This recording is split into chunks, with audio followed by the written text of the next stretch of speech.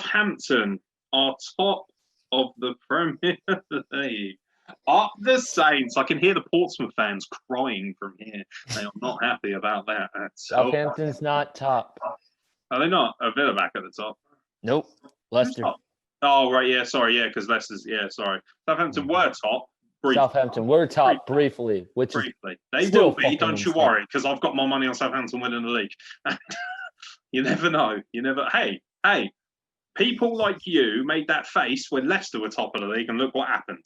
You never, ever know. They've got quality across the field. They've got a top-quality goalkeeper in McCarthy, excuse me, the people I'm talking about. Now, they beat Newcastle 2-0, looked very comfortable. Theo Walcott contributing again. Ings seems to have settled down, found the place that he wants to be at. He's no longer a journeyman. He seems to have really settled into that side. There's quality all across the board. I love this football team. They play really good, smooth football. Walcott looks so much happier playing for Southampton. Looks like, I think he's on loan from Everton.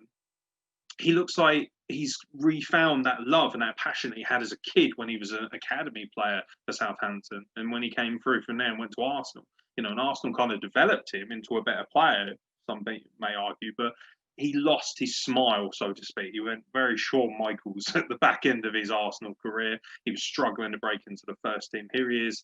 He feels like an important piece, a big player for Southampton, whereas at Arsenal, he was just kind of a bit part player that never really got the trust or the credit he deserved for the quality that he could produce. I like this Southampton side. I have no reason to think I said last week, Southampton should, for my money, should be getting a Europa League place. I think they'll push for top 6. Right now, never know. Never know. They're in top 4. You never know. I mean, you look at the top of the table right now, there are teams here that nobody expected to be up there. What are we talking about, mate? We all had Leicester to win. Oh, yeah. Yeah, we all had Leicester to do it again. Leicester, actually, after last season, are a team that you would expect to be in the top 4. They are. Like, we've forgotten about that. We're still overwhelmed by what they did win in the title, but they are definitely a top 4 team. Look at the quality of their side. You can't argue with it, and they keep churning out results, as they did this weekend as well. But, Southampton, Newcastle, I think, have got just about enough to not worry about relegation. I think they'll be fine, especially when you look at the teams that are bottom. They're dreadful. Dreadful.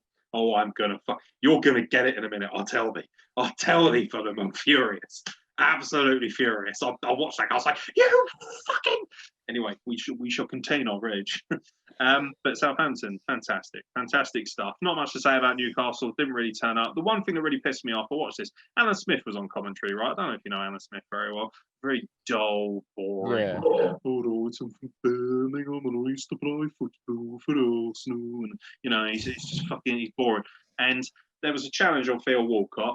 The name of the centre-half eludes me for Newcastle, so I apologise for not doing my research. Challenge, he wins the ball right now. As he wins the ball, he goes through a little bit. It's a tough tackle. He rides it. But ultimately, he gets the ball first, and the intent is to win the ball. Alan Smith is incredulous.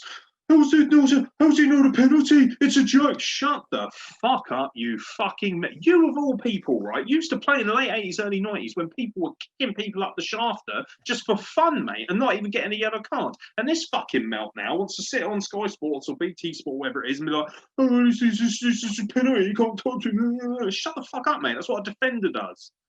Do you know why he's called a defender? Because he defends the goal. I really didn't think I'd need to explain this to you, considering that you're a 20-year professional in this sport. And I remember when you used to play, people kicking lumps out of you, and you used to just get up and crack on with it. So what the fuck has made you into a fucking fondue melted set all of a sudden? You fucking pussy. Stop fucking whining about it and get on with it, for fuck's sake. And I'm sure Theo Walcott will be all right when he goes back to his £2 million house, mate. So just relax your shit.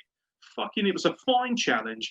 And the fact of the matter is, if it was that bad, VAR would have probably picked it up, because it fucking picks up everything else, even if you stick a finger out. So it is what it is. Southampton win. Newcastle, they've lost, but I think Newcastle will be okay in the long run, at least this season. Particularly if somebody comes in with some of that sweet oil candy. Bam! And then all of a sudden, they'll become the new Man City. Can't wait for that. And then things won't be so black and white in Newcastle. I can assure you of that. It'll just be black, because there'll be oil everywhere. And you'll need a seagull. You'll need 1 million seagulls to mop up all the oil from all the cheeky goodness from Saudi Arabia. Can't wait. fuck's sake. fucking War hell. shenanigans.